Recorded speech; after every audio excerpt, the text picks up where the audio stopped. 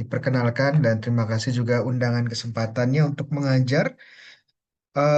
Saya share screen sebentar.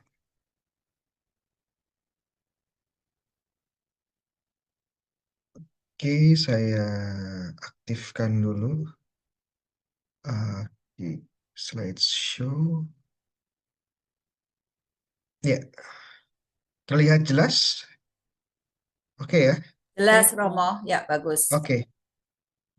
Ya, sekali lagi malam hari ini kita akan bersama-sama belajar tentang Prapaskah, ya katekese Prapaskah dalam bahasa Inggris Lent atau Lenten ya.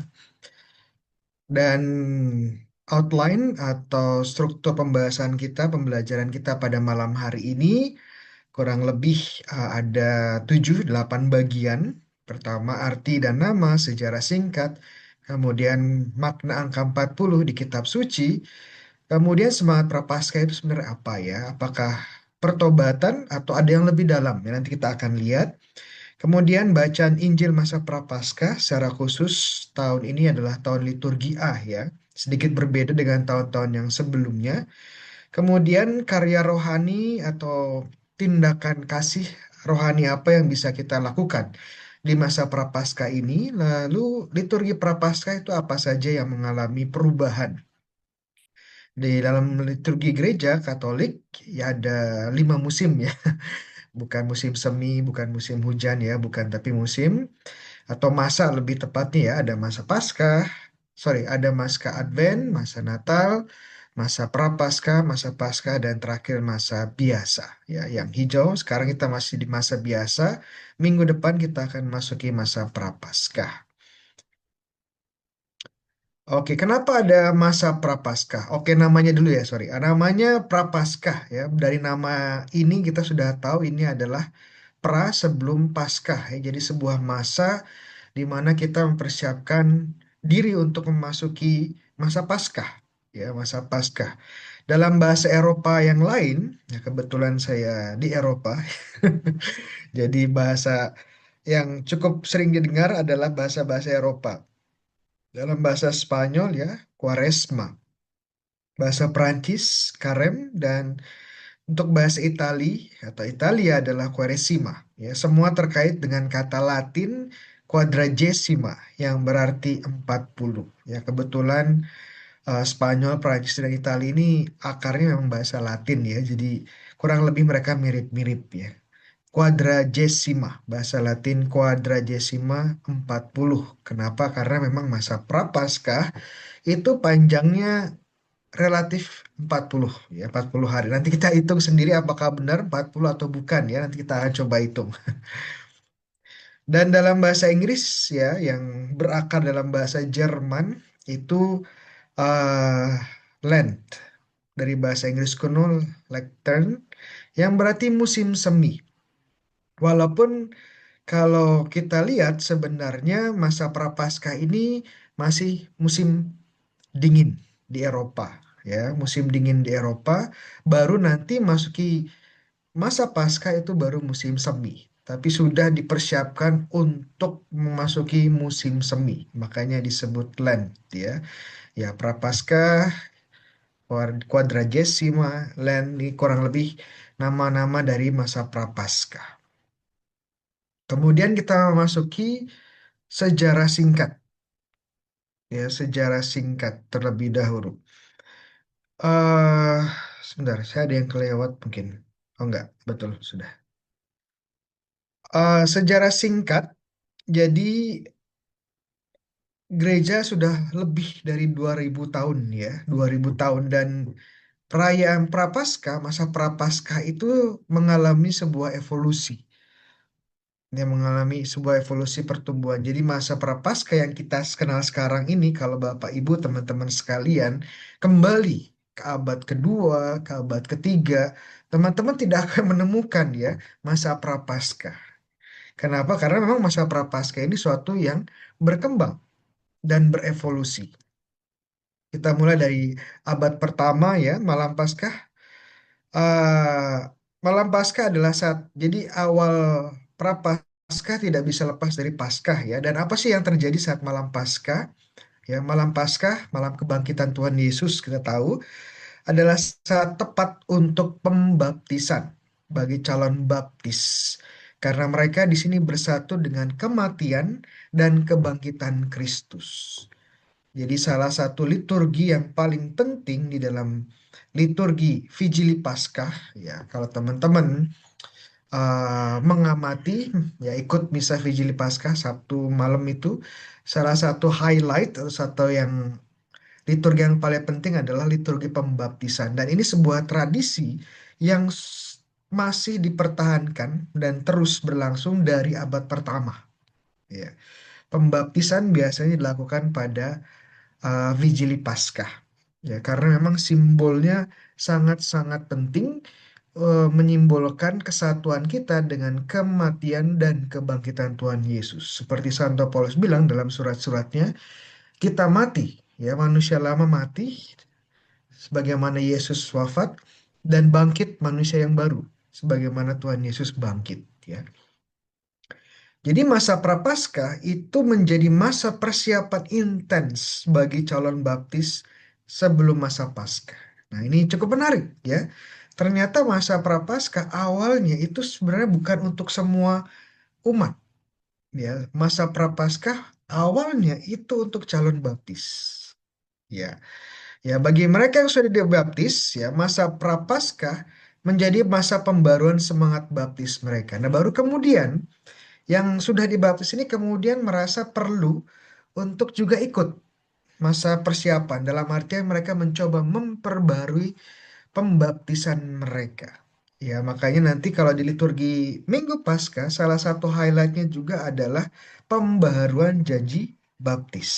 Ya, kita kembali ke abad pertama ya, di abad-abad awal gereja belum mengenal tradisi masa Paskah atau Prapaskah lebih tepatnya, dan kegiatan persiapan Paskah dilaksanakan secara lokal atau personal. Oke, saya ini ada tulisan yang masuk. Oke, saya hapus dulu ya sebentar. Oke. Di abad ya, jadi tadi saya mana? Oke. Sebagai contoh, Santo Irenaeus dari, oke, ada yang coret-coret. Sebentar ya.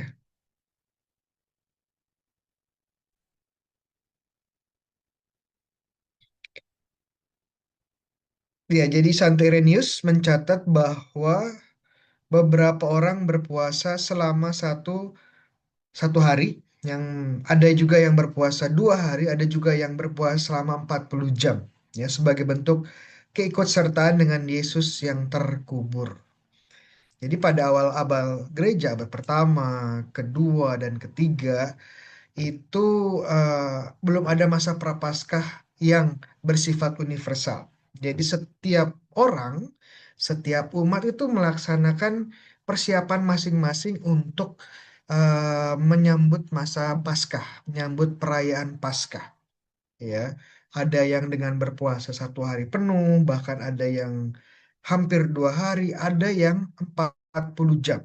Ya, bukan 40 hari ya, 40 jam ya, karena ada tradisi mengatakan Tuhan Yesus itu di dalam kubur, ya di dalam perut bumi selama 40 jam. Jadi mereka pun berpuasa selama 40 jam. Dan kenapa berpuasa? Karena kita ingat ya, di Injil dikatakan bahwa waktu orang-orang Farisi bertanya kepada Yesus dan murid-murid, kenapa kok murid-murid orang murid-muridnya Yohanes ya, murid-muridnya pengikut Farisi itu berpuasa, kalian kok tidak berpuasa ya? Tuhan Yesus menjawab ya, mereka sekarang tidak berpuasa karena sang mempelai ada bersama mereka ya. Tetapi saat mempelai diambil dari mereka, mereka akan berpuasa. Ya. Dan mempelai diambil ini artinya saat Yesus wafat dan dimakamkan. Nah, dan inilah masa-masa berpuasa sampai dia bangkit ya. Oke. Oke. Lalu kemudian pada Konsili Nisia 325. Ya. Konsili ini sangat penting karena di sini konsili yang merubah ya yang mengubah atau lebih tepatnya memberikan struktur yang lebih permanen kepada gereja. Perlu diingat sebelum tahun ini gereja adalah gereja yang dipersekusi oleh Kekaisaran Roma. Jadi sangat sulit untuk berkumpul bersama dan kemudian membuat keputusan bersama itu tidak mudah. Ya, baru kemudian setelah Kaisar Konstantin ya mengizinkan gereja untuk berkembang ya untuk menjadi agama yang resmi dan kemudian Konstantin sendiri pun menjadi Katolik ya menjadi Kristen. Situasi berubah ya gereja lebih bisa berkembang dan kemudian mencari struktur yang lebih permanen. Salah satunya adalah konsili. Konsili itu pertemuan akbar dari para uskup di kota Nisea. Nisea itu sekarang di Turki Selatan. Ya, kotanya sendiri sekarang sudah terendam air ya karena sudah tenggelam ya, kenaikan air laut ya. Jadi salah satu keputusan yang disebut juga kanon dari Konsili Nicea adalah sebuah periode selama 40 hari bagi katekumen yang akan dibaptis pada malam Paskah. Ya, tadi saya sudah jelaskan di awal. Jadi masa Prapaskah awalnya itu untuk katekumen ya, untuk calon baptis. Masa ini ditandai dengan puasa dan doa yang intens. Oke, jadi semacam persiapan ya memasuki hidup yang baru adalah dengan mati dari hidup yang lama dengan puasa dan pantang dengan doa yang intens. Masa persiapan baptis ini kemudian juga diikuti oleh mereka yang sudah dibaptis ya sebagai bentuk solidaritas dengan para katekumen dan juga masa pertobatan pribadi dan pembaharuan janji baptis mereka. Ya mungkin ada keluarga gitu ya. Kemudian suaminya ini mau masuk ya sebagai katekumen dan mau dibaptis malam Paskah dan kebetulan istrinya sudah Katolik dan melihat bahwa suaminya ini bantang dan puasa, ya kemudian istrinya pun memberikan dukungan.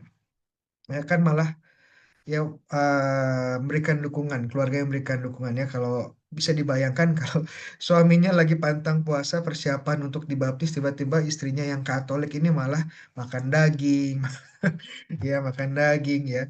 Terus tidak pantang puasa segala macam malah memberatkan suaminya. Nah, tentu tidak demikian ya. Untuk solidaritas dan kasih adalah dengan menemani ya. Awalnya seperti itu, hal-hal sederhana, tapi kemudian diikuti oleh yang lain, ya, dan kemudian gerakan organik dari masyarakat atau dari umat ini, kemudian menjadi sebuah tradisi yang umum untuk semua, ya. Dan Athanasius dari Alexandria, ya, abad 300-an, mencatat salah satu tokoh dari Konsili Nicea mencatat pada masanya gereja secara universal sudah berpuasa selama 40 hari sebelum Paskah. Jadi memang awalnya katekumen, tapi kemudian dilihat oleh umat yang lain sebagai bentuk tradisi yang baik, ya kemudian menjadi tradisi yang universal, ya menjadi dilakukan oleh semuanya, ya. Kemudian memasuki abad pertengahan, abad ke-8, 7 dan seterusnya, ya. eh, yang tadinya adalah menekankan pembaptisan mulai pelan-pelan bergeser menekankan pertobatan dan silih. Kenapa? Karena Eropa pada saat ini adalah Eropa yang Katolik. Ya. Mayoritas orang-orang di Eropa itu adalah kalau nggak Katolik ya Ortodoks ya. Eh, dan karena sudah banyak yang sudah Katolik ya, baptis sejak bayi, suasana masa Prapaskah pun perlahan berubah semangatnya. Yang tadinya persiapan baptis, yang tadinya pembaruan baptis pelan-pelan bergeser ke arah pertobatan dan silih. Ya, tindakan puasa dan pantang mendapatkan tekanan yang lebih di masa-masa ini. Bahkan puasa itu dilakukan setiap hari selama 40 hari ya. Makan satu kali sehari dan baru bisa dalam tanda petik buka puasa setelah matahari terbenam. Ya, ini sebenarnya nggak jauh berbeda dengan puasa tetangga kita Muslim ya. Mereka makan setelah matahari terbenam. Sama juga waktu abad pertengahan ya gereja Katolik kalau puasa 40 hari itu baru boleh makan ya dan makannya pun hanya sekali setelah matahari terbenam. Nah, termasuk juga pantang daging selama 40 hari. Itu kenapa trivia ada istilah yang namanya Mardi Gras. Ya, pernah dengar mungkin ya, Mardi Gras itu bahasa Perancis yang artinya Selasa lemak ya, Selasa daging. Bahasa lainnya adalah karnival, ya, karnival karne daging. Hari Selasa sebelum Rabu Abu itu orang-orang pada masa ini menghabiskan stok daging mereka. Ya, jadi mereka seolah-olah pesta besar ya, makan daging sepuasnya. Sebenarnya itu tindakan praktis untuk menghabiskan stok daging mereka sebelum masuki masa puasa ya. Lalu ya kebetulan aja tahun ini sebelum apa namanya sebelum Rabu Abu kita Imlek dulu ya. Jadi memang bisa berpesta terlebih dahulu sebelum masuk masa puasa, pantang puasa ya. Rabu Abu kita harus puasa ya. Jadi makan sekali saja cukup ya, tidak ada daging ya. Kemudian Paus Gregorius Agung tahun 500-an menetapkan Rabu Abu sebagai mulainya masa Prapaskah. Kenapa Rabu Abu? Nanti kita lihat ya. Sekitar abad ke-13, aturan puasa sedikit dilonggarkan ya, secara khusus bagi para pekerja ya boleh makan ya makanan kecil selama 1 hari dan makan besarnya tidak harus setelah matahari terbenam ya, karena banyak pekerja di ladang ya di kebun atau di peternakan yang pingsan waktu masa prapaskah. Jadi akhirnya dibuat semacam keringanan bahwa mereka boleh ya makan makanan kecil kalau memang dibutuhkan. Dan praktek ini kurang lebih sama seperti sekarang ya. Puasa orang Katolik itu makan beratnya sekali saja ya dan sepanjang hari diusahakan tidak makan. Bahwa semangatnya adalah kita merasakan lapar, itu puasa. Ya. Jadi tidak seperti abad pertama ya, abad-abad awal di mana baru buka puasa setelah matahari terbenam, nggak seperti itu sekarang. Ya, eh yang penting kita merasakan lapar pada hari puasa. Ya, jangan sampai iya makan besarnya hanya sekali, tapi makan kecilnya ya setiap jam gitu ya. Ya sama aja gitu. Oke, eh kita sorry, ada apa ini? Ups, apa yang terjadi? Sorry. Nah, masuki masa modern Vatikan kedua dalam dokumen Vatikan kedua 1963, Sacrosanctum Concilium tentang liturgi mengembalikan semangat pembaptisan pada masa Prapaskah. Ya, jadi kalau tadi kita bahas bahwa di awal memang tentang pembaptisan, ya persiapan pembaptisan, pembaruan baptisan, kemudian abad pertengahan pertobatan dan silih, kemudian masa Vatikan kedua, masa sekarang ini semangat pembaptisannya dikembalikan.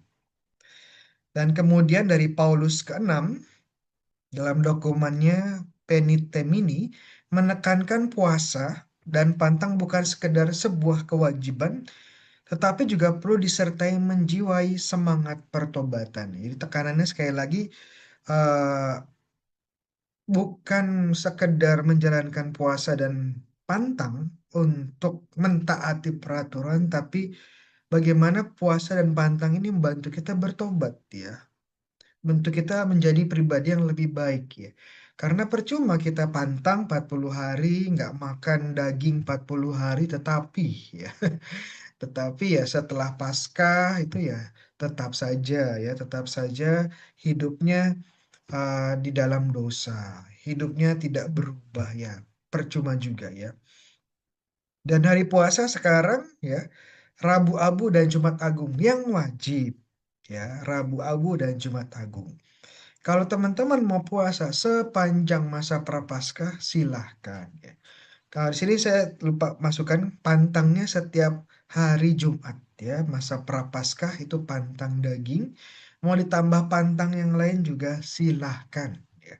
Pantang megang HP, pantang sosial media ya, pantang ketemu suami boleh juga. Oke. Semangat Paskah ya, semangat Paskah apa? Kalau kita lihat dari Sacrosanctum Concilium dokumen Vatikan kedua tentang liturgi, hendaknya hendaknya baik dalam liturgi maupun dalam katekese liturgis ditampilkan lebih jelas dua ciri khas masa 40 hari. Ini ada yang coret-coret sebentar, saya hapus dulu. Oke. Ciri khas masa 40 hari ya, masa Prapaskah, yakni terutama mengenangkan atau menyiapkan baptis ya, pembaptisan dan membina pertobatan. Jadi dua-duanya ya sekarang ya. Pembaptisannya ada, pertobatannya juga iya ya. Kita dipersiapkan untuk memperbarui pembaptisan kita yang menjadi manusia baru, dan menjadi manusia baru adalah manusia yang bertobat. Jadi dua-duanya sebenarnya saling melengkapi ya. Masa itu secara lebih intensif mengajak umat beriman untuk mendengarkan sabda Allah dan berdoa ya. Jadi baca kitab suci. Jadi masa Prapaskah juga menjadi kesempatan untuk membaca kitab suci ya. Eh, di Indonesia, di Jawa secara khusus sudah banyak gerakan kitab suci di antara orang-orang Katolik ya, di paroki-paroki mulai baca kitab suci 5 bab per hari ya. Kemudian laporkan ya. Kemarin juga saya diundang salah satu paroki di Surabaya untuk membahas tentang Santo Paulus dan surat-suratnya, karena kebetulan parokinya sedang membaca Santo Paulus pada minggu-minggu itu ya. Berdoa dengan demikian menyiapkan mereka untuk merayakan misteri Paskah. Ya, kita kembali, esensinya adalah Paskah, Prapaskah untuk Paskah. Menjadi manusia baru dalam pertobatan, ya, menjadi manusia baru dengan memperbarui janji-janji baptis kita. Oke.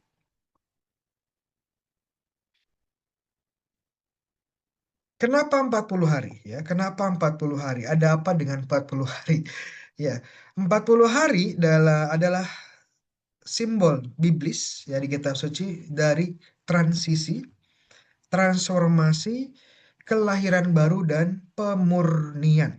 Ya, jadi 40 ini menjadi simbol dari suatu yang baru ya, sebuah transisi dari yang lama ke yang baru. Ya, dan ini kita bisa lihat di berbagai event di kitab suci ya. Contohnya 40 hari 40 malam Allah mengirim hujan dan banjir besar ya pada zamannya Nabi Nuh untuk memperbarui muka bumi ya. Kemudian 40 hari yang dihabiskan Musa di gunung bersama Allah.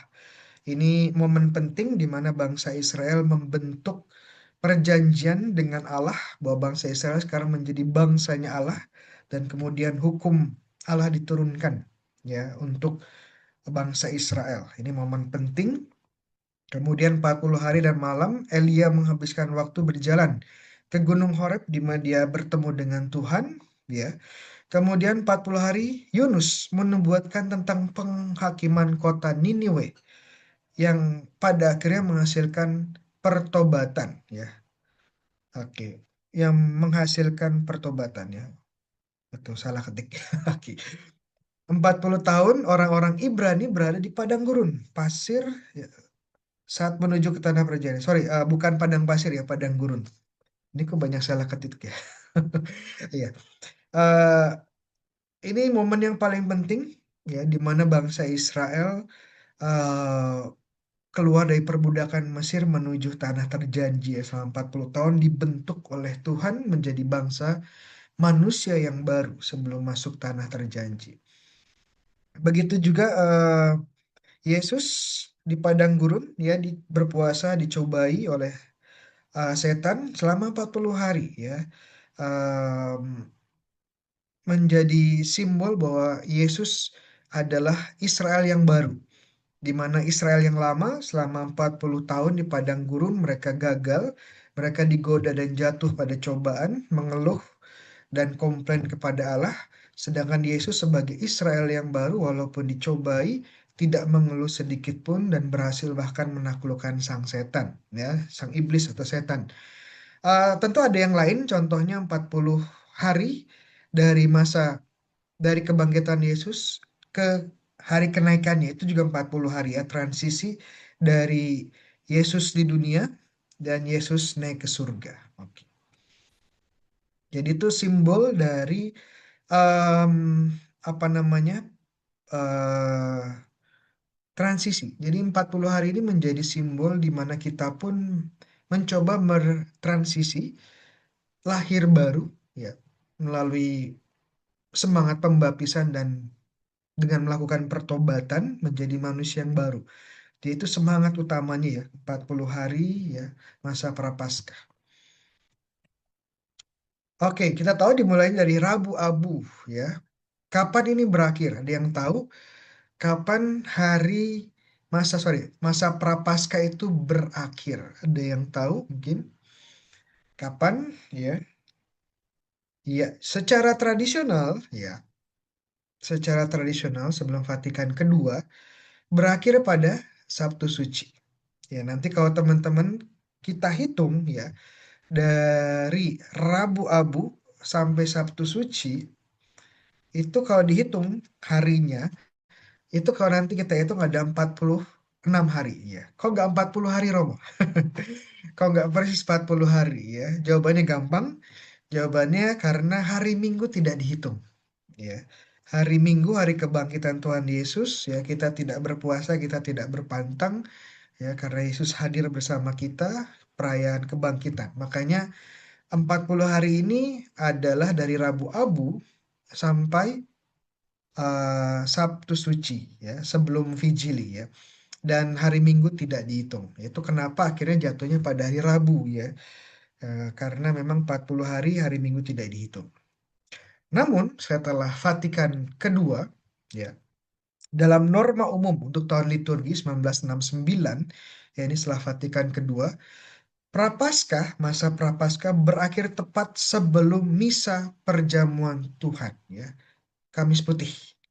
Iya, iya, Kamis Putih. Jadi kalau dihitung sebenarnya kurang dari 40 hari ya. Sekarang kurang dari 40 hari ya. Tetapi sekali lagi gereja mengatakan bahwa yang penting adalah semangatnya ya. Teman-teman tidak perlu ya eh, terganggu atau bahkan tidak perlu khawatir kalau memang kita hitung itu tidak persis 40 hari ya. Dan bahkan dalam masa dalam Triduum atau Trihari Suci ini kita pun masih bisa pantang dan puasa ya. Walaupun masanya sudah berakhir, tapi kita bisa melanjutkan pantang dan puasa kita ya pada Trihari Suci ini ya, Kamis Putih, Jumat Agung ya, Sabtu Suci. Itu kita pun masih bisa berpuasa dan berpantang kalau kita mau ya, apalagi Jumat Agung. Oke. Ya, tadi kita ya, kalau ini kalendernya nanti teman-teman bisa hitung sendiri ya. Tanggal 18 itu Februari Ash Wednesday atau Rabu Abu, 17 Imlek. Oke. Oke. Dan yang saya kasih tanda centang hijau itu hari Minggu di mana tidak dihitung sebagai hari puasa atau hari pantang ya. Dan kita akan merayakan Paskah tanggal 4 kalau nggak salah ya, April 4 ya. Nanti silakan dihitung 1, 2, 3 ya. Bener nggak yang dibilang Romo Bayu ya? Anyway, nanti saya kasih kalau ada yang mau PDF dari eh, pembelajaran katekese malam hari ini, boleh nanti bisa kontak saya atau lewat panitia. Saya kasih diskon kok ya 20%, 300.000 aja. Oke. Bagaimana menentukan Minggu Paskah ini? Kadang-kadang ada pertanyaan cukup menarik. Ada yang tahu bagaimana menentukan Minggu Paskah ya? Yang pasti hari Minggu ya. Tapi kok Minggu Paskah tiap tahun berubah ya?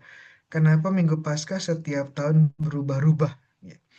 Karena ini cukup unik. Ini adalah gabungan antara tahun lunar ya tahun lunar itu tahun menggunakan kalender lunar yang menggunakan rotasi bulan dengan kalender matahari ya, solar kalender ya. Jadi berdasarkan Konsili Nicea, Minggu Paskah adalah hari Minggu pertama setelah bulan purnama yang jatuh pada atau setelah tanggal 21 Maret ya. 21 Maret itu Spring Equinox. Ya. Mungkin yang bertanya ini kok rumit sekali sih Romo, ada apa ya? Ada apa? Ini ada hubungannya dengan hari kematian dan kebangkitan Tuhan Yesus. Ya, ada hubungannya dengan kematian dan kebangkitan Tuhan Yesus. Dan hari kematian dan kebangkitan Tuhan Yesus itu ada hubungannya dengan hari raya Paskah Yahudi. Oke, hari raya Paskah Yahudi. Nah, hari raya Paskah Yahudi ya kan itu hari raya perjamuan terakhir ya. Tuhan Yesus juga merayakan perjamuan terakhir itu menurut kalender orang Yahudi yang mengikuti peredaran bulan itu jatuh pada tanggal 15 Nisan ya, atau kalau kita terjemahkan ke dalam kalender kita sekarang adalah tanggal 21 Maret ya, 20 sekitar tanggal 21 Maret ya. Jadi itu kenapa hari Minggu setelah tanggal 21 Maret. Ya karena itu kurang lebih hari kebangkitan Tuhan Yesus menurut kalender lunarnya kalender Yahudi yang kemudian dikombinasikan dengan peristiwa kebangkitan Tuhan Yesus. Ya, semoga makin bingung nggak Pak? Jangan khawatir, tiap tahun sudah ditentukan oleh gereja kapan ya, jadi kita nggak perlu bingung. Ya, pada intinya ini adalah hari Tuhan Yesus bangkit. Ya, oke. Apa semangat Lenten ya? Tadi saya sudah jelaskan ada semangat pembaptisan untuk para katekumen ya. Proses inisiasi Gereja Katolik secara tepat terjadi pada masa Paskah ketika umat Katolik yang baru dibaptis menderita wafat dan akhirnya bangkit kembali bersama Kristus ya. Bentuk-bentuk pembaptisan dalam Gereja Katolik ada yang dibaptis dituang ya, tapi juga ada baptis yang apa misalnya dicelup ya celup yang baptis tenggelamkan ya itu juga ada tergantung bentuk gerejanya dan tradisinya ya. Di gereja-gereja tua yang lebih lama masih ada pembaptisan selamnya, tapi biasanya gereja-gereja modern lebih menggunakan yang lebih praktis ya dengan di to di apa namanya dituang ya. Kalau yang di foto ini cukup menarik, ini kombinasi ya. Jadi masuk kolam, tapi sudah masuk kolam masih dituang ya. Para katekumen mempersiapkan diri untuk menerima sakramen inisiasi dan dengan demikian menjalani pendidikan agama dan penyangkalan diri pada masa Prapaskah ini. Jadi memang ada program khusus biasanya untuk para katekumen di masa Prapaskah ini. Bagi kita yang sudah dibaptis, ya, Paskah adalah satu waktu tepat bagi kita untuk memperbarui dan menegaskan kembali komitmen kita kepada Tuhan dengan memperbarui janji pembaptisan kita. Ya, jadi selalu ada bagian Vigili Paskah atau Minggu Paskah di mana kita akan diajak untuk memperbarui, ya, janji baptis kita atau lebih tepatnya memperbarui pembaptisan kita.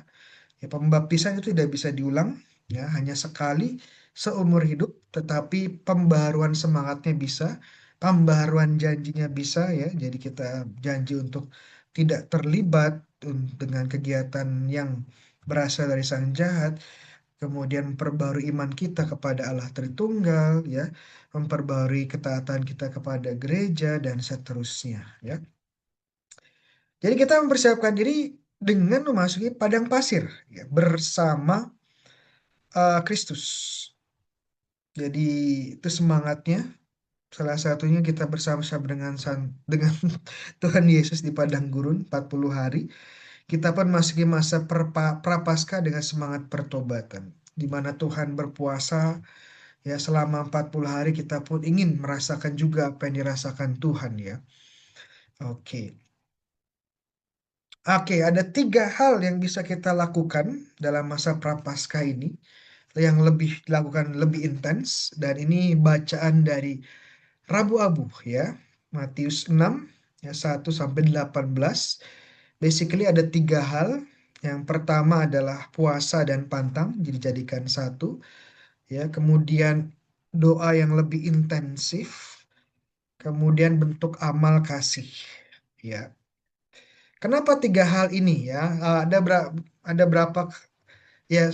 Pertama memang sesuai dengan kitab suci, apa yang disarankan kitab suci, tapi juga ada semangat-semangat yang lebih dalam yang bisa kita gali ya. Pertama, eh, puasa pantang, doa dan amal itu sebenarnya adalah tindakan keadilan, ya, tindakan yang adil. Kata adil, justice itu artinya memberikan sesuatu yang menjadi haknya, ya.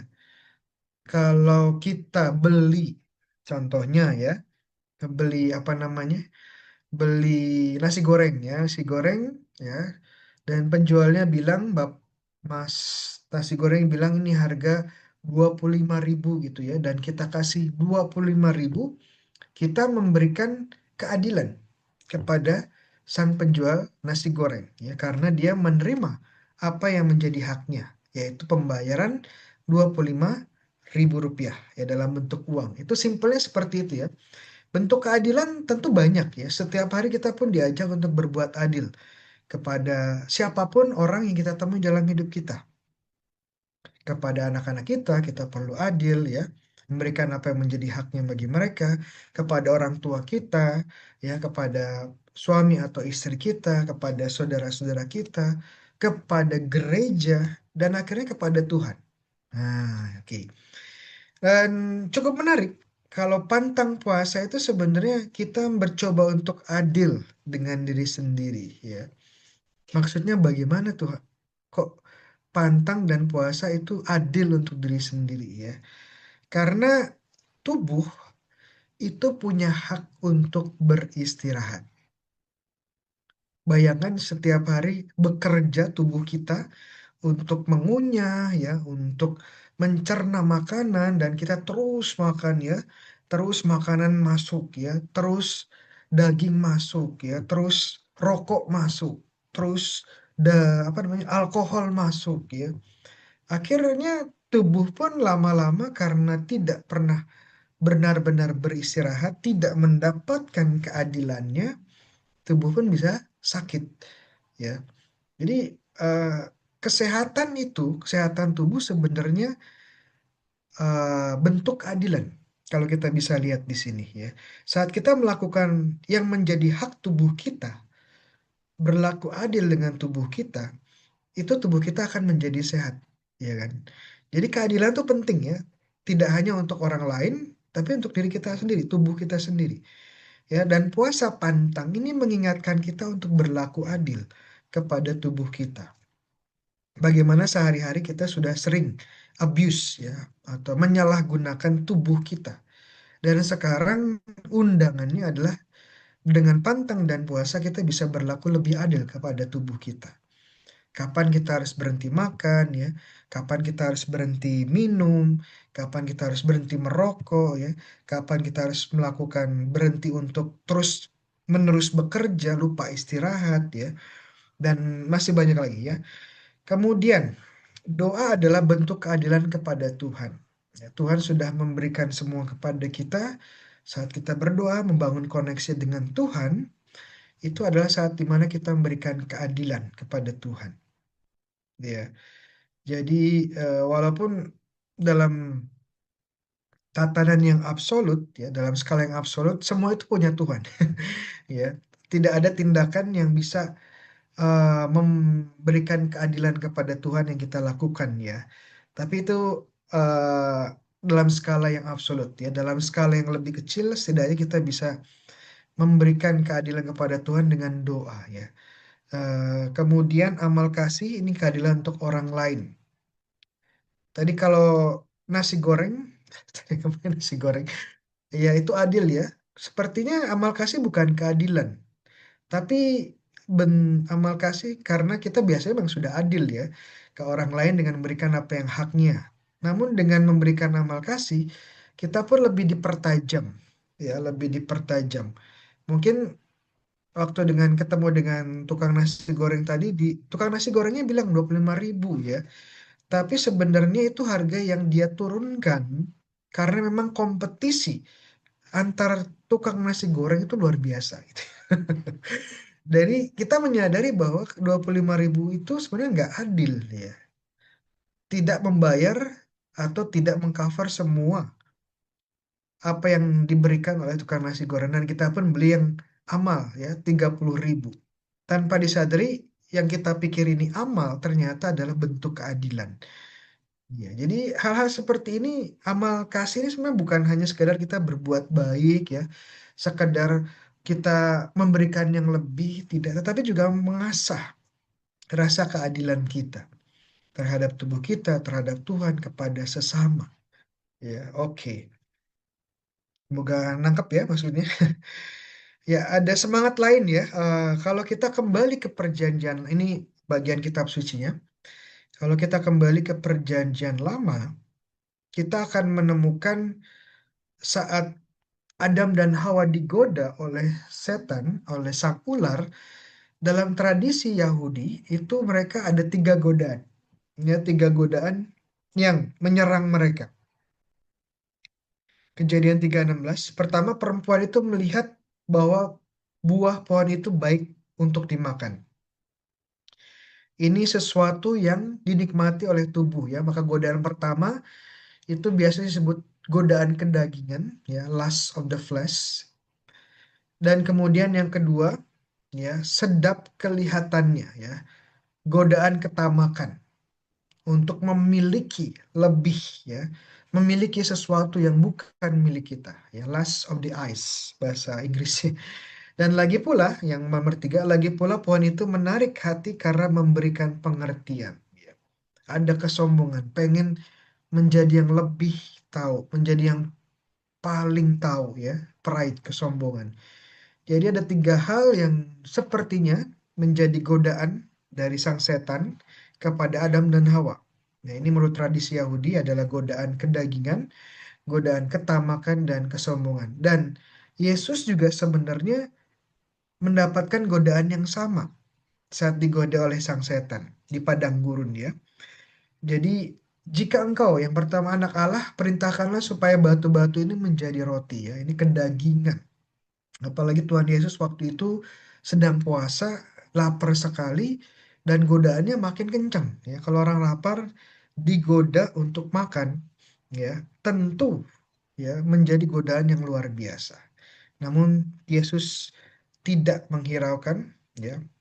Kemudian nomor dua, iblis membawa Yesus ke atas gunung yang sangat tinggi dan memperlihatkan semua kerajaan dunia dengan kemegahannya dan berkata, kepadamu semua itu akan kuberikan kepadamu jika engkau sujud menyembah aku ya. Ya, jadi diperlihatkan segala ya hal yang luar biasa dan Tuhan Yesus digoda untuk memiliki. Ya, setan akan memberi. Ya.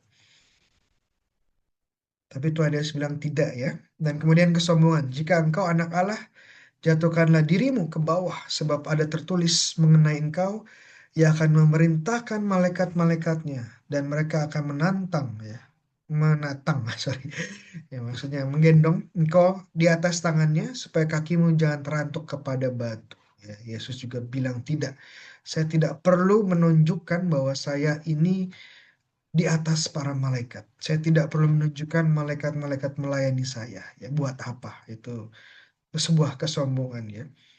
Nah, Adam dan Hawa jatuh pada godaan-godaan ini, Tuhan Yesus tidak. Ya, jadi Yesus di sini uh, berperan sebagai Adam yang baru, ya, yang Adam dan Hawa yang baru, manusia pertama yang baru yang tidak jatuh ke dalam godaan. Nah, menurut saya cukup menarik ya godaan setan ini. Kenapa? Karena setan di Matius ini menggoda Yesus dengan mengutip ayat-ayat kitab suci. Iya. Jadi hati-hati ya. Bukan berarti orang yang tahu kitab suci itu adalah orang yang kudus. Belum tentu. Kenapa? Karena setan juga mengutip kitab suci. Mengutip kitab suci untuk kepentingan diri, mengutip kitab suci untuk menyelakakan orang lain, itu muridnya setan. Ya. Jadi hati-hati kita baca kitab suci ya, jangan sampai hanya untuk kepentingan pribadi. Ya, ada orang-orang, sayangnya ada orang-orang yang menggunakan ayat ya jualan ayat untuk mendapatkan kepentingan pribadi. Dan jangan sampai kita ke arah sana ya. Ayat kitab suci itu sarana keselamatan ya. Jadi jangan ikuti teladannya setan, oke? Nafsu kedagingan ya dengan puasa bagaimana melakukan nafsu kedagingan kita, puasa untuk mengatur kepuasan instan dan kenikmatan badani. Makanya puasa itu juga tidak hanya makan ya, walaupun makan itu yang paling gampang, maksudnya yang paling dasar bentuknya, tapi puasa juga banyak bentuk yang lain ya. Contohnya ya, dalam gereja Katolik kita mengenal yang disebut KB alami, ya keluarga berencana alami, bahwa gereja Katolik mengajarkan bentuk keluarga berencana yang diizinkan itu hanya yang alami. Sebenarnya alami ini adalah bentuk dari puasa, ya kan? Puasa menahan hawa nafsu, puasa untuk tidak melakukan kegiatan suami istri kalau memang belum waktunya. Ya, jadi eh, ini bentuk puasa yang sederhana. Ya, nggak sederhana sih, ini susah. Saya nggak tahu ya, Bapak Ibu yang lebih tahu. Ya. Tapi ini bentuk puasa yang lain. Ya, hawa nafsu, ya hawa nafsu kedagingan itu tidak hanya makan, ya, tapi juga contohnya tindakan badani yang relasi suami istri. Kenapa gereja Katolik mengajarkan ya KB itu yang alami? Karena kalau kita menggunakan KB artifisial, ya itu kita menjadikan hawa nafsu, pelampiasan, pemuasan hawa nafsu sebagai yang utama. Ya, saya bisa melakukan ini kapanpun, ya, dan tidak peduli istri sedang subur atau eh, istri tidak siap, tidak peduli, ya. Yang penting saya melampiaskan. Toh ada kontrasepsi, iya. Tapi kalau dengan puasa badani atau puasa dengan sorry, KB alami, sang suami dan istri diajak berpuasa, ya, menahan diri. Dan dengan menahan diri ini pun pelan-pelan ditumbuhkan kesadaran bahwa saya bisa mencintai istri saya atau suami saya lebih dari sekedar relasi suami istri. Ya. Bahkan dengan menahan diri pun itu bentuk kasih. Jadi puasa ini luar biasa kalau kita lihat lebih dalam maknanya ya. Nafsu mata amal kasih untuk mengatur kecenderungan kita untuk serakah ya. Kalau kita pengen memiliki semua, maka kebalikannya adalah amal kasih. Kita berikan yang apa yang kita miliki ya. Kesombongan ya dengan doa ya. Sombongan itu kan kita ingin menjadi pusat dari segala hal ya. Dan dengan doa kita diingatkan kita bukan siapa-siapa, Tuhan yang Maha Kuasa. Ya, ya sudah hampir 1 jam. Dan dalam ini sedikit tambahan dalam komunitas religius ya, Romo, Suster, Bruder, kita juga biasanya punya 3 kaul ya. Ada kaul kemurnian, kaul kemiskinan, dan kaul ketaatan. Dan 3 kaul ini kenapa? Karena juga 3 kaul ini ada untuk menangkal ya, menangkal 3 godaan tadi. Nah, 3 godaan yang lebih serakah, sorry, 3 godaan tadi dengan lebih radikal, sorry. Jadi nafsu kedagingan ditanggal dengan kaul kemurnian. Bah, jadi sebenarnya saya ini puasa ya, puasa tidak melakukan badani, tapi puasanya sepanjang hidup saya gitu. Itu aja. Kalau suami istri itu ada puasanya momen-momen, contohnya momen-momen subur ya, momen-momen di mana tidak belum siap atau momen-momen memang tidak tepat waktunya yang mereka berpuasa. Kalau kami religius, rohaniawan, puasanya ya sepanjang hidup kami gitu aja ya. Kemudian nafsu mata ya. Kalau kita puasanya kita memberikan diri tadi kan eh, nafsu mata di counter dengan amal kasih ya.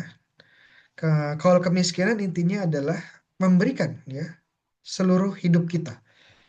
Kalau tadi kan biasanya amal kasih barang-barang ya uang yang kita berikan, tapi kalau kemiskinan adalah diri kita dan kesombongan. Sombongan ini kaul ketaatan. Ya. Eh, dan ini biasanya yang paling sulit ya, bagi para rohaniawan untuk taat itu sulit sekali ya.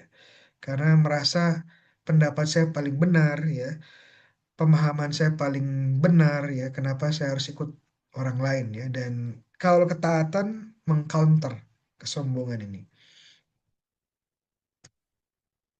Oke, kita lihat pertimbangan yuridis praktis berdasarkan hukum gerejanya seperti apa ya. 2 hari puasa yang wajib, Rabu Abu dan Jumat Agung. Kemudian hari-hari pantangnya, Rabu Abu dan Jumat masa Prapaskah ya. Dan saya perlu tambahkan menurut hukum gereja 1251 itu setiap hari Jumat kita diajak untuk berpantang daging ya. Setiap hari Jumat sepanjang tahun ya, tidak hanya masa Prapaskah. Jadi ini contohnya Jumat ya, minggu ini tanggal berapa itu? Eh, tanggal 10, tanggal 13 ya, tanggal 13 yaitu sebenarnya menurut hukum gereja kita pantang daging ya, walaupun bukan atau belum masuk masa Prapaskah. Hari-hari puasa seseorang hanya makan 1 kali penuh, tetapi mungkin makan 2 kali lebih kecil jika diperlukan untuk menjaga kekuatan. Ya, intinya saya tekankan adalah merasakan lapar ya. Jadi bukan berarti ya makannya kenyang ya memang sekali, tapi nyemilnya ya sepanjang 30 menit ya. Coklat, biskuit, apalagi es krim ya sama aja. Oke. Usia puasa adalah 14 ya, masuk usia 14 hingga usia 60 ya. Jadi saat 60 ya. Apakah kalau sorry, pantang bagaimana? 14 sampai mati ya. Ya, kecuali memang ada sakit ya, tidak bisa ya nggak apa-apa ya. Sekali lagi gereja menekankan semangatnya ya, dan sekali lagi kalau saya gagal puasa pas Rabu Abu gitu, saya eh sorry, hari Jumat itu hari pantang Prapaskah ya. Tapi kemudian saya kelupaan pas lagi jalan breakfast di hotel yang disediakan itu daging ya. Dan saya tinggal ambil aja, lupa bahwa itu hari pantang ya. Apakah dosa Romo? Ya jawabannya enggak. Ya jangan khawatir. Ya sekali lagi yang penting semangatnya ya, semangatnya ya. Tapi jangan kalau sudah sadar ya jangan diterusin ya. Iya. Wah sudah makan dagingnya ya udah semua saya ambil sekalian. Ya nggak gitu juga ya. Oke. Oke, ini ada berapa hal yang bisa kita oh ini sorry, tentang liturgi masa Prapaskah apa saja yang berubah, sedikit berubah ya. Puasa dengan mata dan telinga kita ya. Jadi itu menurut Bapak Gereja masa liturgi Prapaskah adalah sebuah masa puasa juga. Tapi puasanya tidak dengan mulut, tapi dengan mata dan telinga kita. Warna ungu adalah warna liturgi Prapaskah ya, warna raja, tapi juga eh, para raja mempersiapkan kekaisaran, tetapi juga eh, simbol dari penderitaan Yesus. Yesus mengenakan jubah ungu, ya, walaupun sebenarnya bukan literally ungu ya, scarlet itu merah lebih tepatnya Yohanes. Jadi sebagai simbol kita eh, berpartisipasi pada penderitaan Kristus. Kenapa ungu ya? Tidak ada haleluya, ya sudah tahu teman-teman. Tidak ada kemuliaan kecuali untuk perayaan tertentu seperti Hari Raya Kabar Sukacita. Kapan ada yang tahu? Maret, ya Maret 25 25 ya. Maret. Kemudian Santo Yusuf. Maret berapa? 25. 19. Benar ya? 19 ya? Oke. Biasanya tidak ada bunga dan dekorasi di gereja dibuat sederhana. Ya. Dengan tanaman-tanaman yang hijau mungkin masih boleh ya. Kemudian lagu-lagu liturgi yang tepat juga diperhatikan. Saya bukan ahli liturgi, saya bukan ahli, apalagi ahli musik liturgi ya, saya bukan, tapi kurang lebih ada lagu-lagu liturgi yang sesuai dengan masa Prapaskah. Dan tentu saja waktu yang terbaik untuk pengakuan dosa. Dalam aturan gereja Katolik, yang wajib itu adalah setahun sekali sebenarnya ya. Dalam Gereja Katolik Indonesia di Indonesia itu 2 kali ya, Advent dan Prapaskah. Jadi kita gunakan kesempatan ini untuk pengakuan dosa. Biasanya masa Prapaskah juga ada diberi kesempatan oleh paroki untuk pengakuan dosa ya. Ada waktu-waktu yang sudah ditentukan bagi umat untuk mengaku dosa. Kita gunakan ini untuk kesempatan ya. Apalagi yang sudah 5 tahun ya, 9 tahun ya, 20 tahun tidak mengaku dosa ya, kita kembali kepada Tuhan. Ini penting kenapa ya? Karena kalau kita sudah terbiasa dengan dosa, itu pelan-pelan kita pun tidak akan melihat dosa itu sebagai dosa ya. Dan makin repot kalau kita tidak melihat dosa sebagai dosa ya. Seperti sampah ya, sampah kalau awalnya memang jijik, tapi kalau sampah dibiarkan menumpuk di rumah, kita mulai terbiasa ya dengan sampah itu dan akhirnya kita pun menjadi sampah itu juga sendiri. Ya. Jadi teman-teman silahkan mengaku dosa ya, kesempatan yang baik ya. Sebenarnya idealnya menurut saya sih ya sebulan sekali ya. Ya sekali setiap 2 bulan juga boleh ya. Jadi dibiasakan ya pengakuan dosa, rajin bersih-bersihnya ya. Rumah kan kalau nggak dibersihin kotor ya. Begitu juga dengan jiwa kita kalau tidak rutin dibersihkan ya menjadi kotor ya, menjadi tempat kuman, menjadi tempat membawa penyakit ya, penyakit rohani dan ini menjadi kesempatan yang baik. Untuk meningkatkan kegiatan rohani seperti jalan salib ya, renungan, retret, ziarah. Waktu saya di Filipina ada budaya namanya visita iglesia, itu kunjungan 7 gereja. Ya, jadi ke 7 gereja mungkin sama konsepnya seperti visit waktu tahun jubileum tahun lalu ya, di mana umat mengelilingi gereja-gereja yang ada pintu sucinya ya, Porta Santanya. Ini juga mungkin bisa diterapkan kita mengunjungi 7 gereja ya di kota kita atau di kusupan kita ya, dan kita melakukan sedikit bentuk doa, liturgi ya, rosari mungkin. Kemudian 7 sabda terakhir ini budaya yang belum ada, sudah baru dimulai, sorry. Sebelumnya tidak ada di Indonesia tapi sudah mulai setidaknya di paroki saya di Surabaya itu ada ibadat 7 sabda terakhir sebelum perayaan Jumat Agung. Dimulai jam 1 atau jam 12 siang, nanti selesai jam 3 mulai masuk ibadat Jumat Agung. Nah, 7 sabda ini 7 terakhir, 7 sabda Yesus waktu dia disalib ya. Satu dari Matius dan Markus, tiga dari Lukas, 3 dari Yohanes ya. Dan setiap kata atau setiap kalimat ini di- direnungkan bersama-sama. Oke. Ya, dan masih banyak lain tadi kegiatan-kegiatan rohani ya. Jadi bisa, oke, sedikit trivia. Ini yang terakhir slide saya. Oke. Kayaknya ini yang kelewat ya. Bacaannya belum saya bahas ya. Sebentar. Saya cek dulu ya, ada berapa hal yang kelewat ini.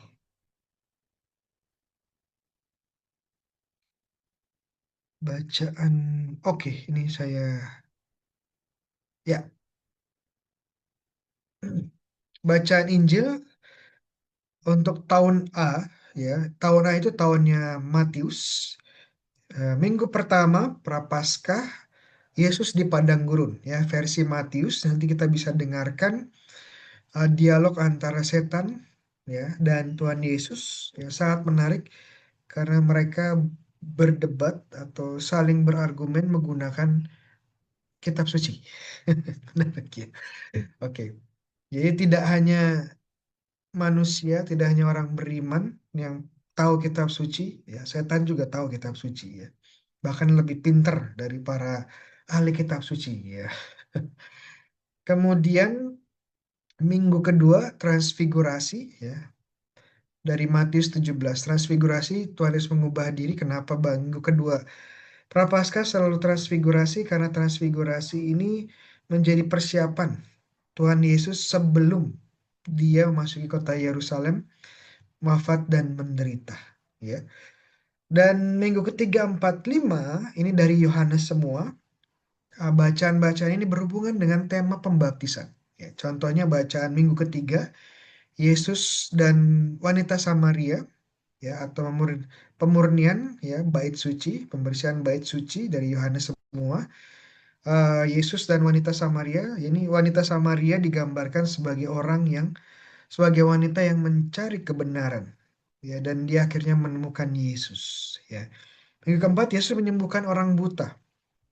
Ini menjadi tema penting pembaptisan. Saat pembaptisan kita seperti orang buta yang disembuhkan Tuhan Yesus, yang bisa melihat, ya, bisa melihat kebenaran, bisa melihat Allah sendiri di dalam Ekaristi dengan mata iman kita, ya. Minggu kelima, Yesus membangkitkan Lazarus. Ya, ini sama seperti saat pembaptisan, ya, kita wafat di dalam Yesus, bangkit bersama Yesus. Manusia lama kita dihancurkan, manusia baru dilahirkan kembali, ya, bangkit kembali. Makanya salah satu efek pembaptisan adalah jiwa kita ini jiwa kita ini dilahirkan kembali atau direkonfigurasi, ya, bahasa komputernya diinstal ulang, reboot, menjadi yang baru, menjadi bersih dan siap menerima rahmat Tuhan, ya. Minggu keenam, ya, ini Minggu Palma, mengenang sengsara Tuhan. Masuknya, jadi Minggu Palma ini minggu yang sangat khas. Kenapa? Karena ada dua bacaan Injil biasanya, ya. Baca Injil di luar gereja, ya, tentang Yesus yang masuk ke kota Yerusalem, dan di dalam gereja ada kisah sengsara. Dan tahun ini menurut Matius cukup panjang, tapi bukan yang paling panjang. Ya, kisah sengsara dibaca dua kali, ya, Minggu Palma dan Jumat Agung. Ya, Jumat Agung selalu diambil dari Yohanes.